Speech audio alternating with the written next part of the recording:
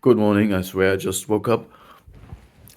My head is full of theta waves. I have not even drank a coffee or taken a shower or whatever. Good morning. We need to talk.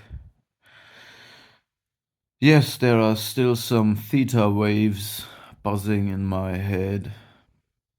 I got a message from a YouTube user, a reaction to a video where I think it's she shared her interpretation of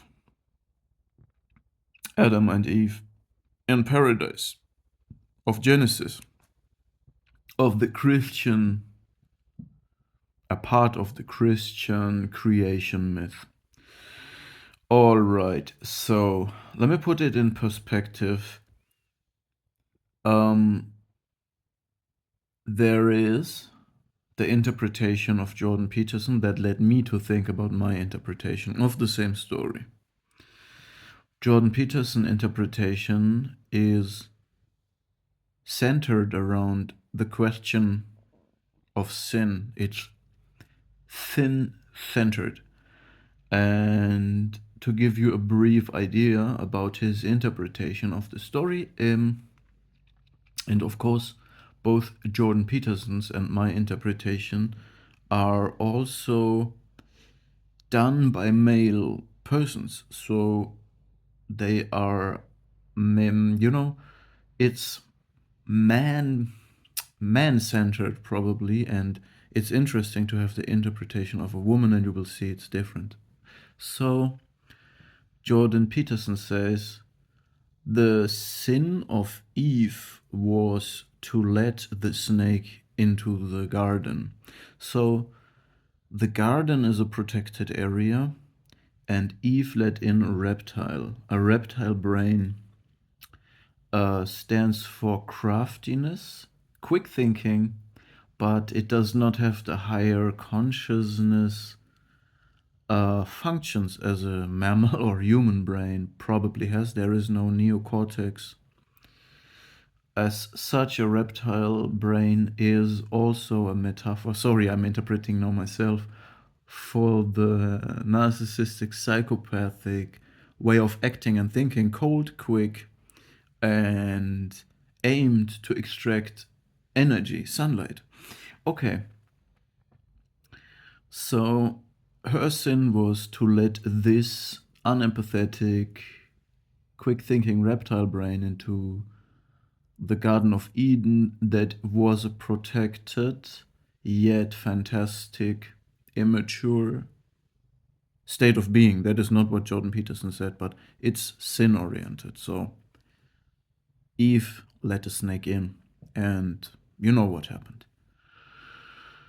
And the sin of Adam was to not stop this from happening, as well as not taking responsibility for it when asked, why did you eat from the tree as well? What happened, So this is basically, and you have to watch it if you want to see the full story. Check out Jordan Peterson's video. At the moment, I have problems watching him. He is, in my opinion, it's my opinion, I'm just sharing my opinion. He is celebrating himself and stylizing himself into this idealized figure of the old wise man, the sage, too much. I appreciate him. He is an impactful person and is a keen thinker. No question about that. And he also inspired me often. But at the moment, I have problems watching him. Okay. Now, my interpretation was, as you can watch my interpretation again, but my interpretation is that, I think, my interpretation is that the snake, was led in the garden by Eve, a reptile brain that is unempathetic and it happened that Eve triangulated Adam and the snake. So in my interpretation, actually, the snake represents a counterpart to Adam. So Adam stands for the human potential of empathy and an unknown development of the combination of sensitivity and authority and discernment that is only there as a potential. I didn't even say this in my interpretations, this distinct. And the snake as the, let's say, toxic side, the toxic antagonist to that, an unempathetic person that is strategy-based, deceptive, dominating, so the Luciferian spirit, so to speak. So yeah, I'm not going too deep now because I don't want to talk too long, but a toxic representation, a counterpart, the dark evil side of human psyche, you could say. So the thing that is in the lower layers of the brain, okay? So you don't need the whole brain to work as a psychopath, okay? You need the whole brain functions to work as a human being that is above that and can create a different reality. Okay. And Eve is in the middle, triangulating, and thus they lose everything that they had and wake up in reality. And then they know about good and evil because they experience it. And also the father figure is gone, the parenting is over, and they from this point on have to individuate themselves. Okay. In this third interpretation that I got, if I understood it right, it's about Eve having the role of a helper child that also has to be ready to be scapegoated whenever needed. So there is a dysfunctional family dynamic. God is a narcissistic parent, and Adam is his golden child. So it's a narcissistic father figure because God, you can see God all the time as male and female. But in the Christian interpretation, of course, he's a father figure. But if you ever read the Bible or try to feel into this world, you don't have to ever accept this one-dimensional point of view. I always look for the female part of God as well, even though it's not in this patriarchic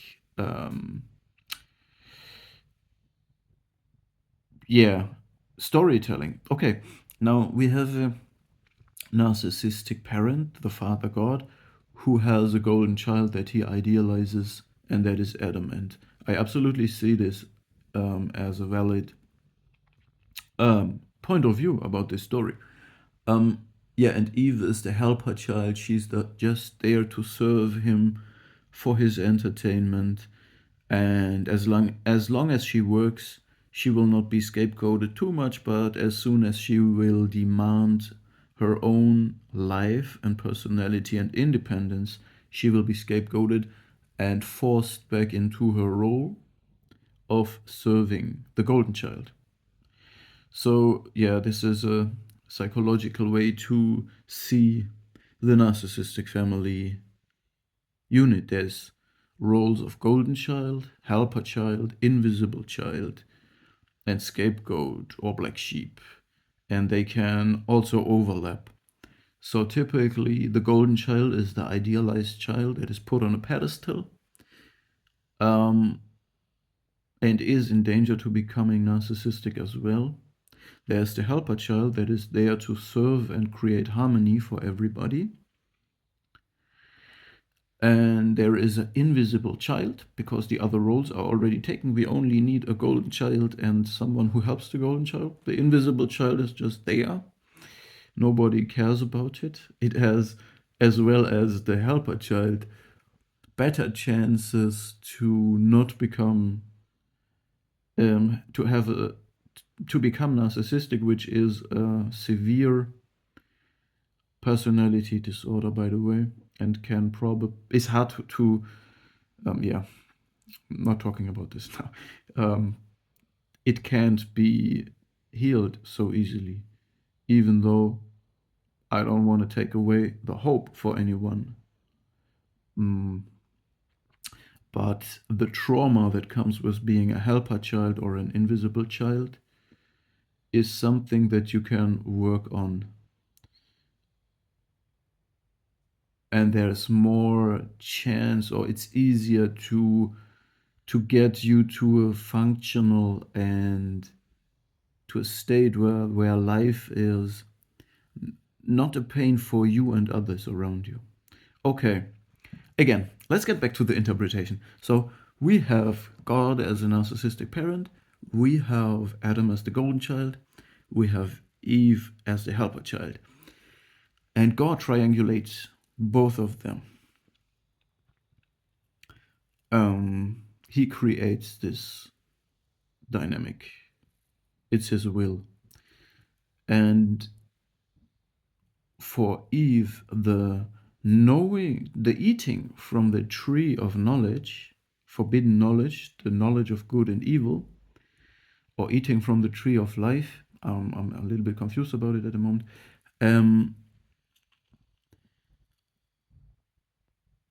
as well as talking to the snake, letting the snake in, is a form of liberation. The user that shared this interpretation with me also saw the Kundalini idea in the snake, which is a yogic Vedic tradition. In this idea, I think the snake stands for energy, creative energy, sexual energy that is built up in the root chakra. And when it wakes up, it is accompanied by pain and then rises up through the body and fuels all the other chakras. So it's described as an awakening.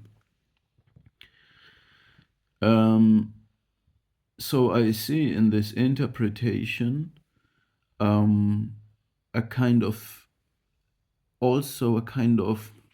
liberation of the woman, rising to equality, as well as a sexual liberation. Okay.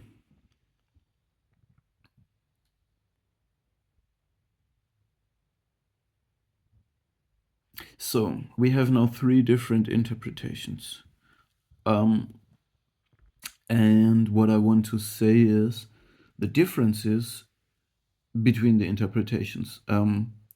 In the interpretation of Jordan Peterson, the framework of God and God himself is not bad, it's not questioned.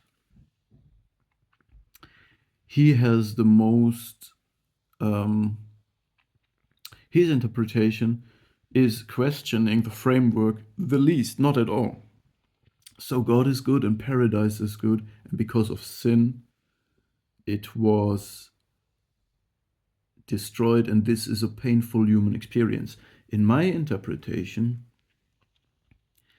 I'm questioning it a little bit more than Jordan Peterson. I'm saying it's necessary to wake up.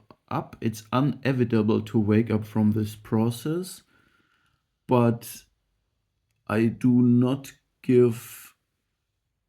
not saying that the garden is bad, because I believe when you parent children, they need some time in this protected area, but parenting is a process of separating and supporting the child to separate.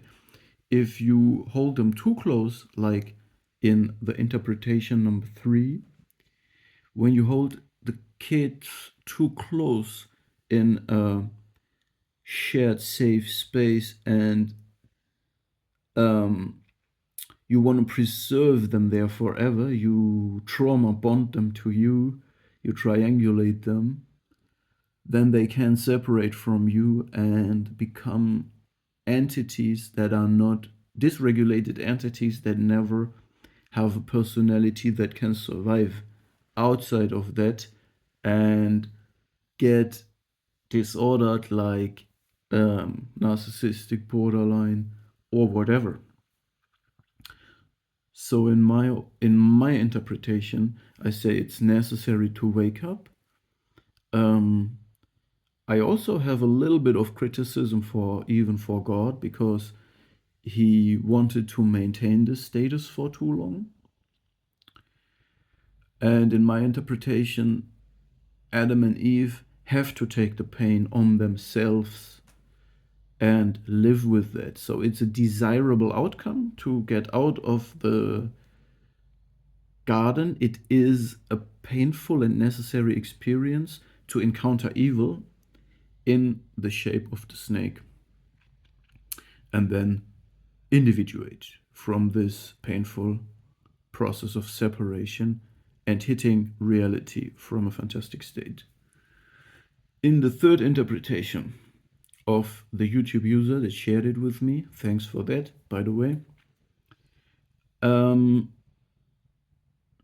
is most questioning the whole framework. God is a narcissist, and the whole Garden of Eden is a cage that really actively, completely is dysfunctional and toxic and has to be, one must actively escape from it and liberate oneself. By liberating oneself, if you create boundaries, healthy boundaries for you in a narcissistic, dysfunctional family, if you claim your rights, your powers, it means you run away from this. It means you go to war. It means everything will change. It can't exist if you do this. So I find it very interesting. I thought about it immediately when I woke up. And I believe all these interpretations are very valid and possible to speak about. As a result, I also want to say that I believe in our history, in the human history, we experienced a lot of toxic sides of masculinity, and in whether it is a reactive, abusive form or not, we also see, we see more toxic masculinity and more toxic femininity than the divine counterpart.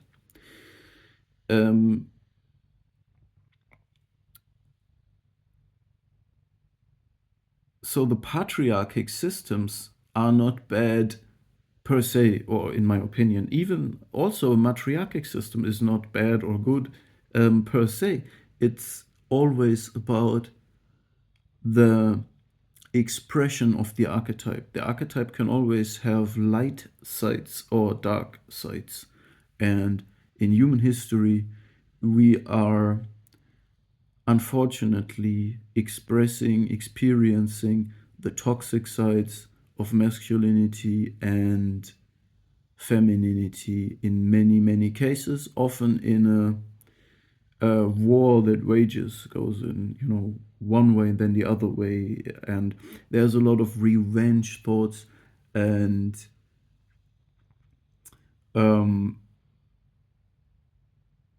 after oppression, another force must dominate, but all of this is not a peaceful state in my opinion. The interpretations that I have will lead me also to think a lot about these things more. I find it also interesting that in the last interpretation, the third interpretation,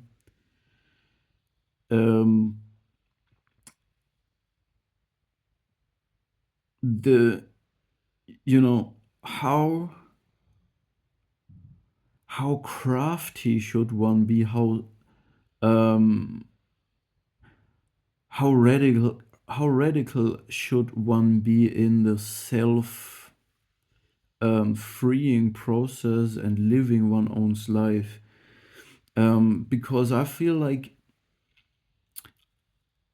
yes, maybe I am, for sure I am influenced by the Christian framework of moral and education in our system. I'm deeply influenced by that, for sure.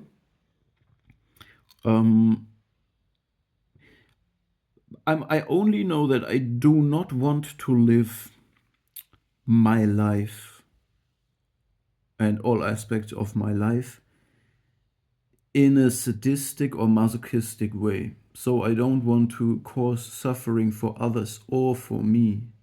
And it's a fine line to live that way.